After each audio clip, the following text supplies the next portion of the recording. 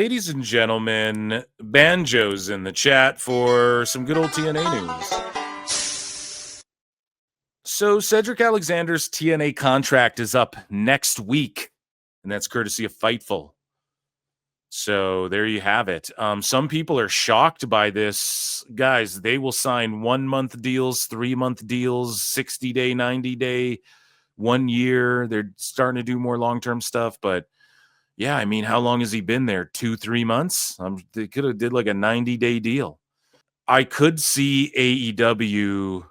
They were talking about Hurt Syndicate might add some members. And I could see it happening. I know that they're like, oh, the big swole stuff, and maybe, but also Cedric is a profesh. MVP's like, let's make this money.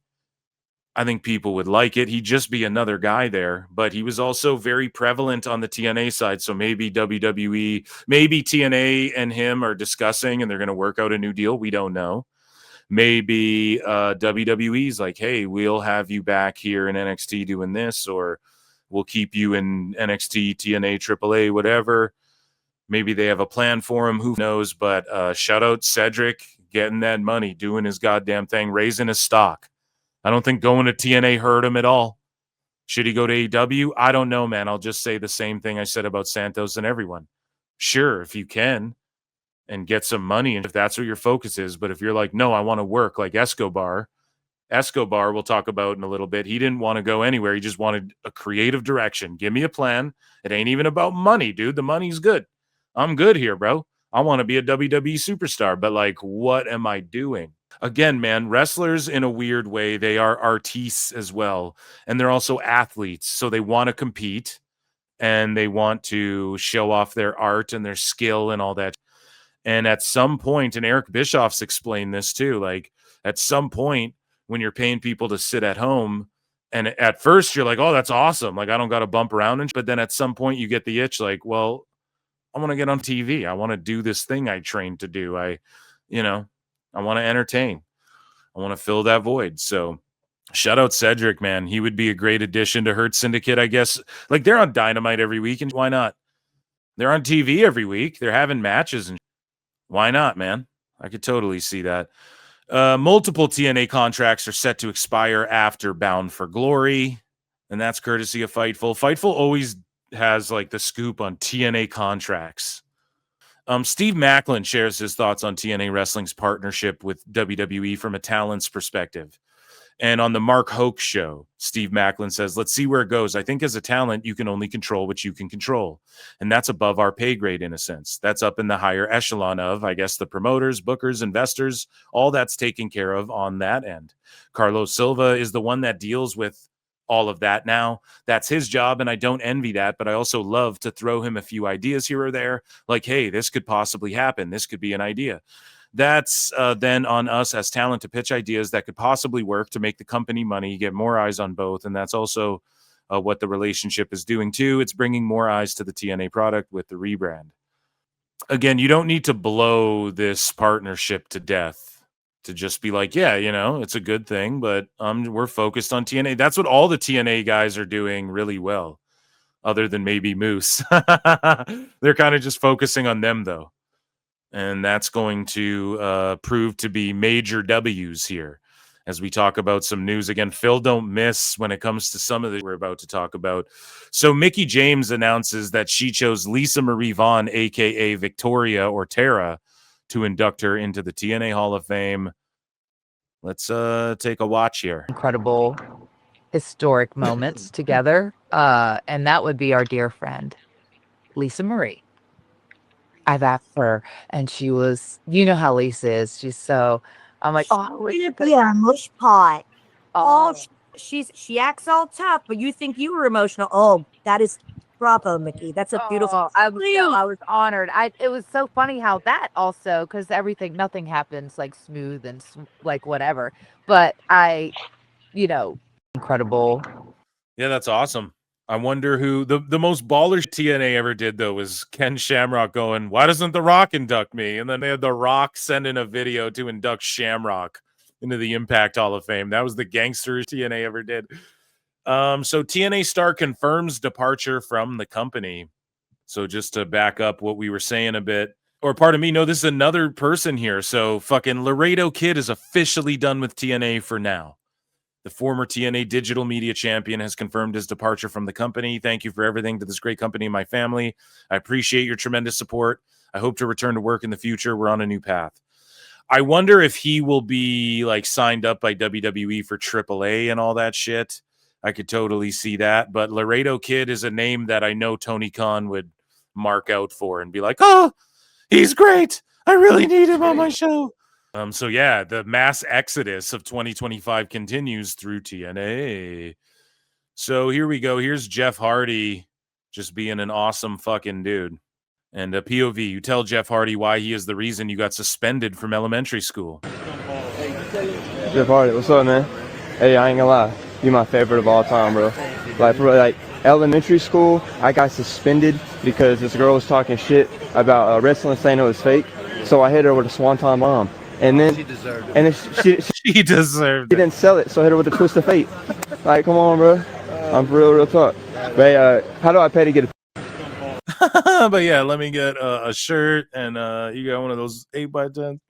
So here's the key reason why Bret Hart previously turned down a TNA offer, bud. Well, you know, Hulk Hogan, you know, when, you know, it's just that when Goldberg kicked me in the head and that, you know, I was a real worker then. And in TNA, they brought in some of these guys, you know, like Warrior and some of these other guys, you know, and Hulk Hogan screwed the boys. And so I said, you know what? I can't go work for that TNA. So on the My World podcast, Jeff Jarrett explained, well, let's read this. He revealed that while he and Hart were close and had multiple conversations, Bret Hart never fully committed to TNA because he was holding out for a WWE return. Jarrett explained that the plan was never for Bret to wrestle, but to give the TNA brand credibility and specifically endorse AJ Styles. Maybe instead of Ric Flair, they would have went with Bret or something. Is that the same timeline, or were they just trying to give all the legends over there to AJ? And Jeff Jarrett said, me and Bret are buddies. We had a good working relationship, and kind of what he's done. Look, Bret, nobody expects you to wrestle. Okay, how can we get you involved? I say that to say, when I heard WWE advertised Bret Hart and Shawn Michaels coming together in 2010, my gut was right all along. Yeah, dude, that aligns. So maybe instead of Ric Flair, they were going to stick AJ with Bret. He never wanted to commit to us. At the very end of the day, he always had hope and optimism that he was going to go back to WWE and everything was going to be all right. Dude, Bret was so heartbroken by fucking Vince having to break that contract and shit and having to go to WCW. He says, every time we would kind of get serious or close for one reason or another, it was off. All you got to do, it's a natural kind of storytelling situation. You get to a match, Angle versus AJ with Bret as a special referee. Could have told multiple versions of that, heel or babyface, etc. So there was discussions there. We also found out Brock was seriously talking about going to TNA as well. I think that's kind of old news, though. But we have like TV news, okay, when it comes to TNA here, though, okay? One WWE production source, this is according to Fightful. Let's take it with a grain of salt here. One WWE production source expressed concern that the new numbers and data from the Nielsen TV ratings changes could be used to negotiate against TNA as they try to land a new television deal. TNA's Carlos Silva said that such a thing hasn't even been brought up to TNA during negotiations and that they have an important call this week to keep wheels on their possible upcoming deal is going. An important call this week to keep wheels on their possible upcoming deal is going. Wait, whoa, what happened? TNA during negotiations and that they have an important call this week to keep wheels on their possible upcoming deal is going. So Carlos Silva's like, that's never even been brought up to us. I don't think it's a factor yet either. I don't think, why would it be a factor yet? You know, like the new big panel data, Nielsen ratings and all that shit that Dave Meltzer can't seem to grasp, but everybody else can. I think they have to track the trends of it. And I think one way you do that is put TNA live on Thursdays and see how the fuck they do, which is seemingly what TNA's set to do. And again, man, I don't mean to fucking say I told you so, but where's the drop? Just in from Phil Marks of PWT. He says, I told you so. So Mike Gilbert tweeted out, Carlos Silva, feel free to DM me where Impact will be emanating from next week. Thanks. And then this guy at Wrestling Covers Draven says, saw that they have the schedule up on TNA Plus, starting to think they may go live from the PC all month. Really hoping these are not best of specials or none of that. And then It's Wrestle World tweeted this out and said, while not officially confirmed, so again, this might be wrong. They might last minute say, no, we're doing shows from here. We're taping them all this or whatever the fuck.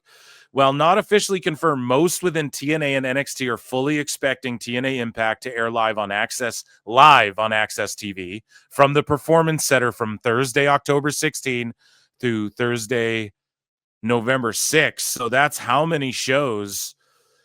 That would be like 4 shows, 5 shows, I think. Here, yeah, upcoming live events, or no, it would just be these 4.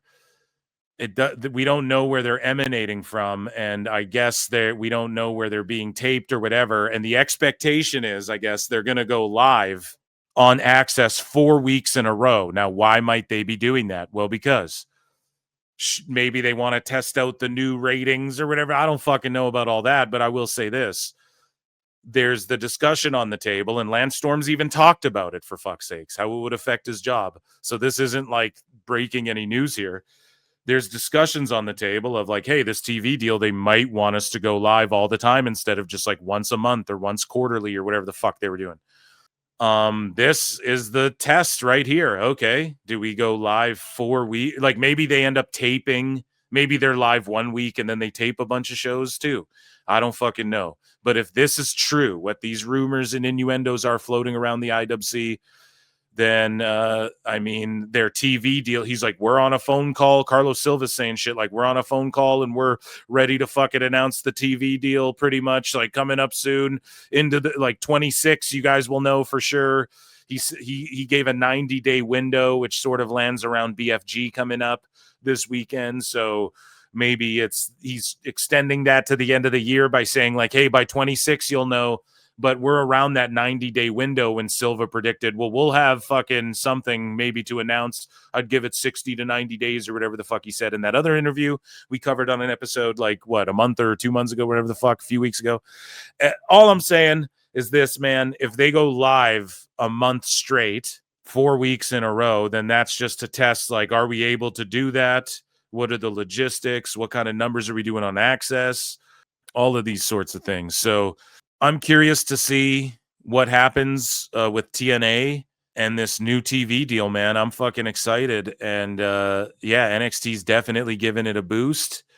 And dude, it has to be treated like a number 2 or like 2A, 2B on Tubi, Evolve on Tubi tonight. No, it has to be treated like a 2A, 2B when it comes to AEW and TNA at this point. If their pay-per-views are going to draw more the same week, if their fucking TV numbers are hitting like 300,000 and shit, like, you know, I'm not saying like Switchblade is saying this, but if his estimations, we've gone over them before as well.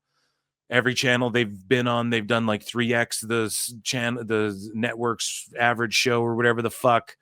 Okay, I'll bring those numbers up again when the TV deal lands so we can kind of do predictions on what the fuck their numbers could possibly be. But if they're beating Collision's numbers and doing close to Dynamite, which is doing like 400,000 and shit now, I mean, hey, they're a real player back in this fucking game. And it's quite impressive, man. I never thought we'd see the day where we're talking about TNA like this. It's kind of like ROH. You never thought you'd see it. My motto is like, dude, if 1 million people were going to watch ROH, they'd already be watching it. You know, before Tony ever bought it. Same with TNA. It's like, dude, if people were going to start watching TNA, they'd watch it. Well, they're fucking watching it again, man. So, and this guy says, I really hope these aren't best of specials or nothing. Me too. I hope it's the live shows 4 in a row. Prove you can do them. And that's the thing too. I don't need to see TNA live every week. If they got a tape shows, cool. But if they're able to go live, damn. that gives them a leg up on if Collision ends up on any of those nights. Collision ends up getting stuck on Thursdays like it has sometimes, but they've been avoiding lately. I feel like more and more, right? And I think it's because of this. But if they go live, then whenever like a taped Collision or a live Collision has to emanate on a Thursday or whatever, air on a Thursday or whatever the fuck, dude, that's going to be so interesting. I can't wait for that if that does happen. And that, ladies and gentlemen, is TNA News.